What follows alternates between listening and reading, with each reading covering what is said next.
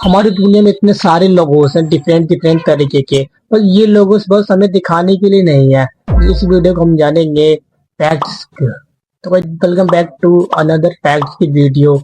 और जिस चैनल हमने वीडियो लास्ट लगा मैं फैक्ट माइंडेड फुल कर जान से वीडियो को स्टार्ट करते हैं। कभी सोचा है कि जो लोगोज हम रोज देखते हैं उनके अंदर कितनी हिडन स्टोरीज और सीक्रेट छुपे होते हैं। जैसे डोमिनोज के 3 डॉट्स का असली मतलब क्या है। पिज्जा हट की रेड हैट पिज्जा से रिलेटेड ही नहीं है। इन लोगों की अपनी स्माइल नोटिस की होगी, पर इनका मतलब कुछ और है। एप्पल के लोगो में बाइट क्यों है और बिना बाइट के क्या प्रॉब्लम होती। नेटफ्लिक्स का रेड एंड सिंपल लगता है, पर उसके अंदर सिनेमा हिस्ट्री का हिंट छुपा हुआ है। डिज्नी का मैजिकल रेड कैसल सिर्फ एनिमेशन नहीं, एक ड्रीम वर्ल्ड का सिंबल है। स्पॉटिफाई के लोगो के ऊपर जो 3 लाइंस हैं, वो क्या रिप्रेजेंट करती हैं। इन कार कंपनीज के लोगो के अंदर भी एक हिडन स्टोरी और डीप मीनिंग छुपा हुआ है, जिसके बारे में आपने कभी सोचा भी नहीं होगा। ये वीडियो बहुत ही इंटरेस्टिंग होने वाली है, तो इसको एंड तक देखना। एम है 20,000 लाइक्स का। Number 16 Domino's. डोमिनोज का लोगो देखते ही लोगों के मुंह में पानी आ जाता है। वेल, इसे देखो, ये है डोमिनोज गेम। पर डोमिनोज गेम का पिज्जा से क्या रिलेशन है। डोमिनोज की स्टोरी 1960 से स्टार्ट होती है, जब टॉम मोनेगन ने मिशिगन यूएसए में एक छोटी सी पिज्जा शॉप खरीदी थी, जिसका नाम डोमिनिक्स था। बाद में जब टॉम ने एक ही सिटी में 2 और पिज्जा आउटलेट्स ओपन कर दिए, तब उसको कंपनी का नाम चेंज करना पड़ा, क्योंकि डोमिनिक्स नाम लीगली उसका नहीं था, बल्कि ये नाम ओरिजिनल ओनर के पास ही रजिस्टर्ड था। इसीलिए अब कंपनी को एक नया नाम चाहिए था। उस टाइम टॉम के पास मार्केटिंग एक्सपर्ट्स हायर करने के पैसे भी नहीं थे, तो उसने अपने स्टाफ से ही सजेशंस मांगने शुरू कर दिए। तब एक पिज्जा डिलीवरी बॉय ने नाम सजेस्ट किया, डोमिनोज।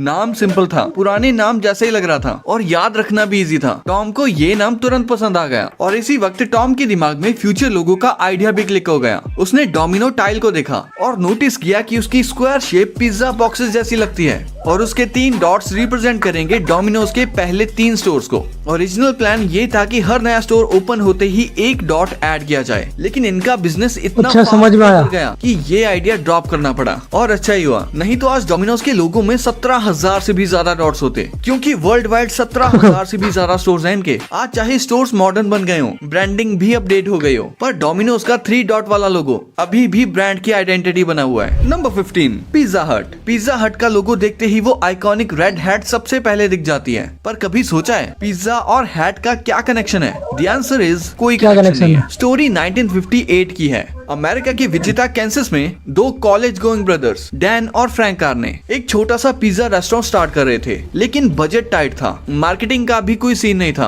रेस्टोरेंट की ओपनिंग के टाइम उन्हें एक यूज्ड साइन बोर्ड मिल गया, जिसमें सिर्फ 8 लेटर्स ही फिट हो सकते थे। फिर पिज्जा फैंसी नेम्स रिजेक्ट हो गए। तब उनके फ्रेंड ने कैजुअली बोला पिज्जा हट, और फिर क्या, नाम शॉर्ट और कैची था, और उस साइन बोर्ड पर भी फिट हो रहा था। रेस्टोरेंट की शेप लिटरली हट जैसी थी, तो ये नाम फाइनल हो गया। 1960s के टाइम पिज्जा हट ने अपने स्टोर्स को रेड रूफ आर्किटेक्चर के साथ बनाना स्टार्ट किया, और इसी से ही लोगो का रेड रूफ एलिमेंट इंस्पायर्ड हुआ। हाँ, वो कोई हैट नहीं है, रूफ है। टाइम के साथ लोगो मॉडर्न होता गया, लेकिन वो हट स्टाइल रूफ परमानेंट बन गया, ताकि ब्रांड सिर्फ देखते ही पहचान में आ जाए। Number 14 LG. एलजी का लोगो देखते ही वो स्माइली जैसा फेस सबको दिख जाता है, पर कभी सोचा है ये फेस वहाँ क्यों है, और एलजी की फुल फॉर्म एक्चुअली क्या है? LG originally lucky gold star नाम से 1950s में साउथ कोरिया में स्टार्ट हुई थी। लकी एक cosmetics and house hold brand से आया, और गोल्ड स्टार एक इलेक्ट्रॉनिक्स ब्रांड था। दोनों मर्ज होके लकी गोल्ड स्टार बने। बाद में ग्लोबल मार्केट को टारगेट करने के लिए ब्रांड को शॉर्ट, मॉडर्न और सिंपल आइडेंटिटी दी गई एलजी, और पब्लिक फेसिंग टैगलाइन बनाई गई लाइफ्स गुड। और लोगो में जो रेड सर्कल के अंदर एक फेस बनता है ना, वो एक्चुअली रैंडम स्माइली नहीं है। उसमें एल और जी लेटर्स को इस तरह अरेंज किया गया है कि वो ह्यूमन फेस जैसा लगता है, जो फ्रेंडलीनेस और ह्यूमन टच रिप्रेजेंट करता है। Circle trust plus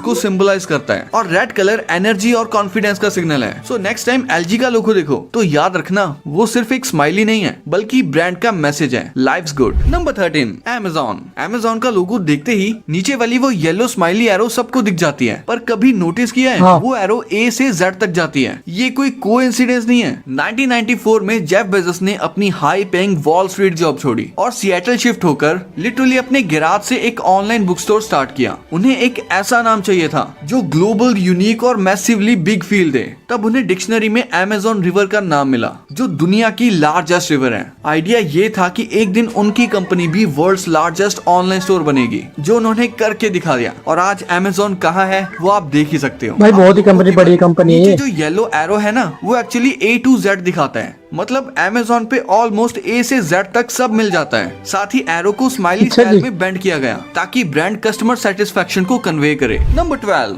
Apple. कभी सोचा है कि एप्पल के लोगो में वो बाइट क्यों है? पूरा सेब भी तो हो सकता था, पर फिर सवाल ये आता है कि एक टेक कंपनी का नाम एप्पल क्यों है? तो 1976 में स्टीव जॉब्स, स्टीव वोजिनियाक और रोनाल्ड वेन ने एक कंप्यूटर कंपनी स्टार्ट की, वो भी एक गैराज से। और जब कंपनी के नाम रखने की बारी आई तो स्टीव जॉब्स को साइंस, मैथ्स और टेक के साथ सिंपल फ्रेंडली नाम चाहिए था और उन्हें एप्पल नाम पसंद आया क्योंकि ए फॉर एप्पल, क्योंकि ये नाम फ्रेंडली, सेफ और इजी टू रिमेम्बर लग रहा था। प्लस स्टीव जॉब्स का खुद का फ्रूट डाइट फेज भी चल रहा था। अब लोगो की बात करें तो पहले एप्पल का लोगो न्यूटन प्लस एप्पल ट्री वाला स्केच था, लेकिन वो काफी कॉम्प्लिकेटेड था। फिर डिजाइनर रॉब जेनॉफ ने सिंपल एप्पल सिलुएट बनाया और उसमें बाइट का एलिमेंट ऐड किया। बाइट का रीजन ये नहीं था कि लोगो आर्टिस्टिक लगे, बल्कि कंफ्यूजन अवॉइड करना था, क्योंकि बिना बाइट के ये लोगो टमाटर या चेरी जैसा लग रहा था और एप्पल की बाइट को कंप्यूटर के बाइट से लिंक कर दिया जो फिट बैठ गया और ये लोगो सच में प्रीमियम फील देने लग गया। और आज ये कटा हुआ से वर्ल्ड की सबसे वैल्यूएबल कंपनीज में से एक है। वैसे मानना पड़ेगा एप्पल का लोगो देखते ही प्रीमियम फील तो आती है। नंबर 11,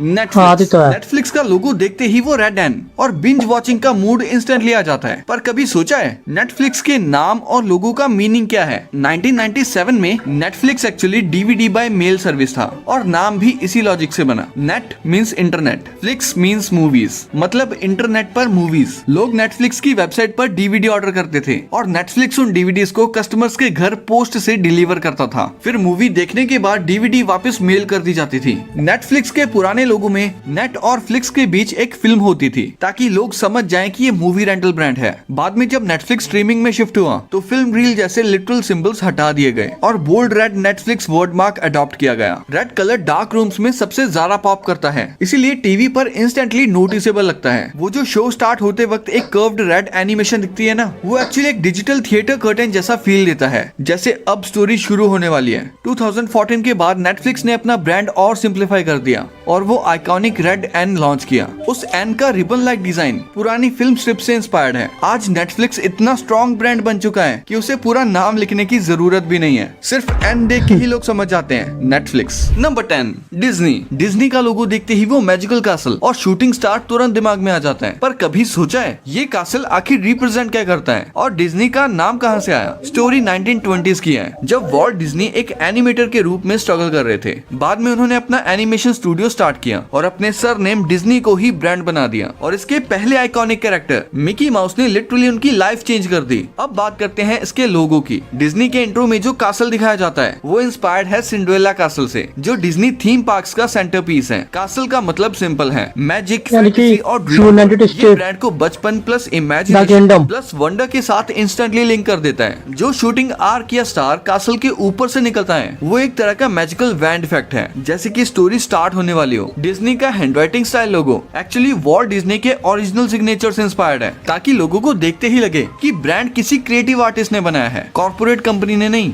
आज डिज्नी एक ग्लोबल एंटरटेनमेंट जायंट बन चुका है। एनिमेशंस, मूवीज, थीम पार्क्स, बहुत ही बड़ी कंपनी बन चुकी है एक ही नाम के अंडर। और डिज्नी के लोगो का मैसेज भी सिंपल है, this is where magic begins. मिलते हैं कल नेक्स्ट वीडियो में। पहले इससे पहले लाइक एंड सब्सक्राइब कीजिए।